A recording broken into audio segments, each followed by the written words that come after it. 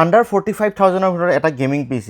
কিন্তু ইয়াত graphics card নাই গ্ৰাফিক্সৰ ৰেট বহুত বেছি হাই হৈ থকাৰ কাৰণে মই এইকেইদিন উইদাউট গ্ৰাফিক্স কাৰ্ডৰ যিবোৰ গেমিং ডেস্কটপ বনাব পাৰি সেইবোৰকে বনাইছোঁ আগতে Ryzen 3 3200 যোনটো ভিডিঅ' বনাইছোঁ সেইটো চালে নাইছোঁ আজি বনাইছোঁ Ryzen 5 3400G য'ত গ্ৰাফিক্স কাৰ্ড নলগালেও আপোনাৰ চলি যাব ভাল ভাল গেমিং কৰিব পাৰিব কিন্তু গ্ৰাফিক্স কাৰ্ড লগাই দিলেতো প্ৰপাৰ গেমিং হৈ যাব মেচিন হৈ যাব এনেকুৱা ধৰণৰ কম্পোনেণ্ট আজি লগাম B450 মাদাৰবোৰ্ড বিৰাট ধুনীয়া মাদাৰবোৰ্ড 650 PSU SMPS Ryzen 5 3400G বিৰাট মজা প্ৰচেছৰ আৰু XPG কোম্পানীৰ 32 MHz RAM আৰু লগতে XPG কোম্পানীৰ NVMe SSD লগাম আৰু 1TB হাৰ্ড ডিস্কৰ লগত 1TB খন নৰ্মেলখনে আনিছোঁ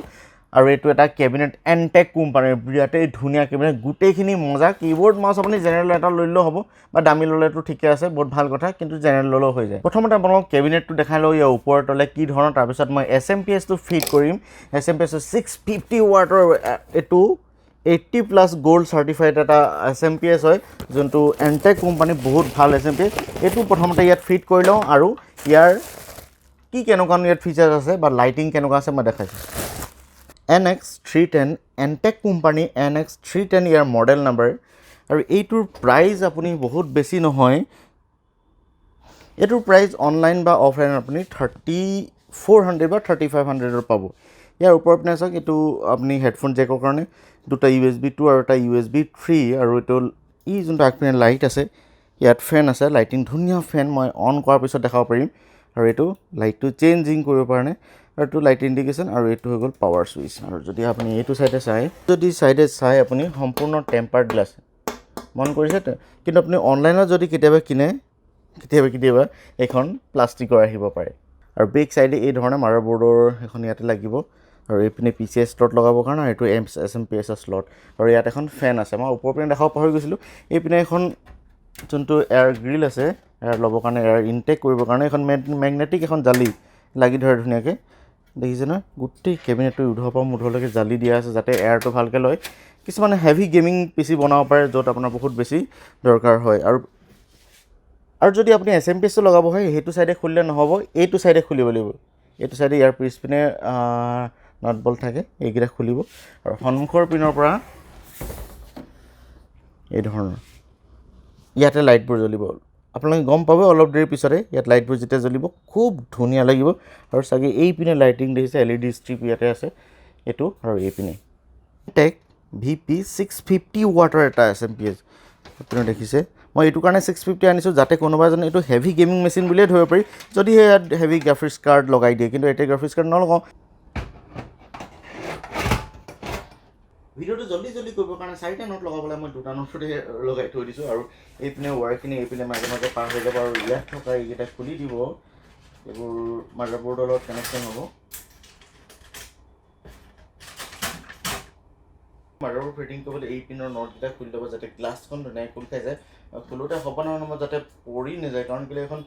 গ্লাছৰটো গধুৰ আছে পৰি যোৱাৰ সম্ভাৱনা থাকে অলপ সাৱধানে হ'ব MSI কোম্পানীৰ B450M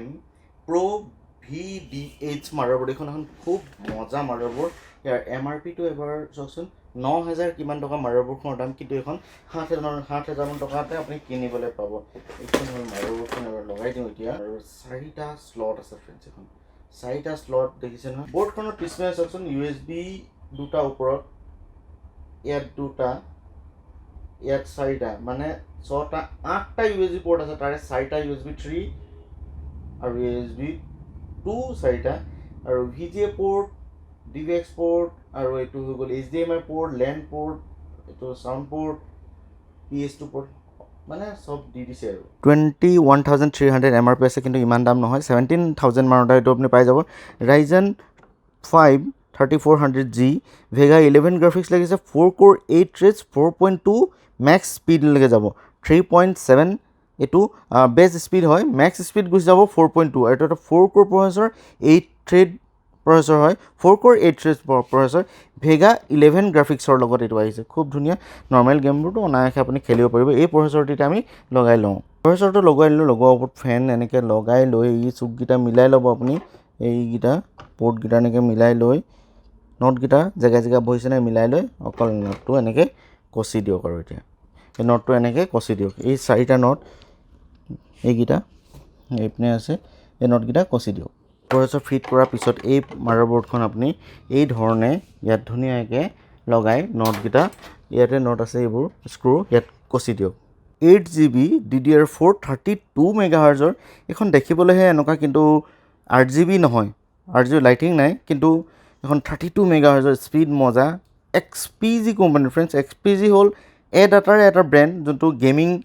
অনলি গেমিং প্ৰডাক্টবোৰ বনায় এডাটাৰ কোম্পানীয়ে হয় এইখন মই ইয়াত ৰেমখন ইয়াত ফিট কৰি লওঁ পৰা XPG লিখা আছে দেখিব ভাল লাগিছে এই ৰেমখন 42 মান ল'ব আপোনাৰ 4200 মান ল'ব এনেকৈ আপুনি অফলাইনত কেতিয়াবা 4500টো পাব পাৰে এখন 8GB যদি লগাই লয় বহুতে ভাল মই ইয়াত অনলি 8GB ৰেম ইউজ কৰিছোঁ ইয়াত 4টা স্লট আছে দেখিছে নহয় 32GB লৈকে ৰেম ইয়াত ছাপোৰ্ট কৰিব আপোনালোকে বৰ ধুনীয়াকৈ মানে বহুত হেভি মেচিন বনাওঁ বুলি ক'লেও এই বৰ্ডখনত আপুনি বনাব পাৰিব মই কিন্তু যিমান পাৰোঁ বনাইছোঁ আণ্ডাৰ 45,000ৰ ভিতৰত এইটো বনাবৰ কাৰণে ইয়াত ভাল ৰেম ইউজ কৰিছোঁ বেয়া ৰেম লগাই 16GB লগাই দিব পাৰি কিন্তু ইয়াত মই চব ভাল প্ৰডাক্ট ইউজ কৰিছোঁ ফ্ৰেণ্ডছ XPG যোনটো মানে এডাটাৰ ব্ৰেণ্ড কিন্তু XPG বহুত ডিমাণ্ড আছে এখন SSD হয় 2280 gaming S11 Pro 256GB SSD এইখন আমি এতিয়া ইয়াত ফিট কৰিলোঁ এইটো ফিট কৰিবৰ কাৰণে এইটো দেখিছে এইটো বস্তুটো ইয়াত ধুনীয়াকৈ লাগি যাব আপুনি একো কৰিবই দৰকাৰ নাই SSD স্লট হয় এইটো ইয়াত লগালে ইয়াৰ নটটো ইয়াত কচি দিয়ক হৈ গ'ল 1TB হাৰ্ড ডিস্ক এইটো মই SSD ফিট কৰিলোঁ এখন স্পীডৰ কাৰণে উইণ্ডোজটো ইয়াত লোড কৰিব কেবিনেটটো লগাই কিন্তু হাৰ্ড ডিস্কৰ স্লট আপুনি এইটো চাইডে থাকে এইখন টানি উলিয়াই দিব আৰু এই হাৰ্ড ডিস্কখন আপুনি ইয়াত লগাব পাৰিব আৰু এই বাকচটো দেখিছে মইতো বেলেগৰ পৰা নট বল ল'লোঁ ইয়াতে নট বল্টবোৰ ইয়াতে সোমাই আছে আপোনালোকে ইয়াৰ পৰা উলিয়াই ল'ব কিবৰ্ড লৈ ফ্ৰণ্টেক কোম্পানী ফ্ৰণ্টেকৰ ল'ব পাৰে এইটো এখন আছে 8GB লৈ ল'ব লাইটিং কালাৰবোৰ চেঞ্জ হৈ থাকিব ভাল লাগিব আৰু এইটো মাউচ আনিছোঁ MS0021 এইটো গেমিং মাউচ হয় 10 কি আগতো দেখাইছোঁ মই এইটো কি মাউচ বৰ ধুনীয়া মাউচ ইয়াতকৈ ভাল কোৱালিটি বা ভাল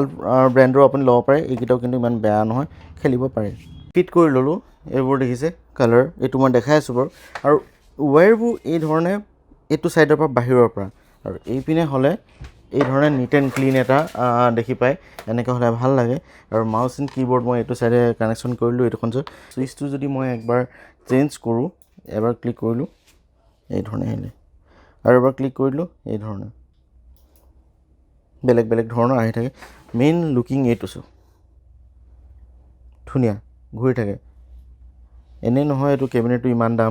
দামো ভাল কামো ভাল কিন্তু ফ্ৰেণ্ডছ এটা কথা মন কৰিব যদি আপুনি লগাই কালাৰফুল লগাব ৰেডিয়েটৰৰ পৰা সেইবোৰ বাৰু পিছৰ কথা কিন্তু এই নৰ্মেল কালাৰফুল এখন লগালে বহুত ধুনীয়া লাগে আৰু এই কেবিনেটটো এটা মাইনাছ পইণ্ট দেখিলোঁ যে ইয়াত যোনটো দিছে ফেনখন এখন 8GB নহয় 8GB দিয়া হ'লে বিৰাট মজা আছিলে আৰু এইটো ছাইডে ফেন লগাব পাৰি ইয়াতো এই গোটেইখনতে ফেন লগাব পাৰি কিন্তু ইমান ফেন লগাইনো কি কৰিব চাওকচোন ফ্ৰণ্টৰ পিনে লগাইছোঁ এবাৰ মই গ্লাছখন মাৰি লওঁ এইপিনে গ্লাছখন লগাই লওঁ এইপিনে কভাৰটো লগাই লওঁ কি ধৰণৰ লাগিব এবাৰ দেখাওঁ কীবৰ্ডখন 8GB 1200-1000 টকাৰ ভিতৰতে পাব আৰু মাউচটো আপুনি 10 বটম কি 800-900 মানতে আপুনি মাউচটো পাই যাব 8GB আৰু ফ্ৰেণ্ডছ এটা কথা মন কৰিব যদিও কেবিনেটটো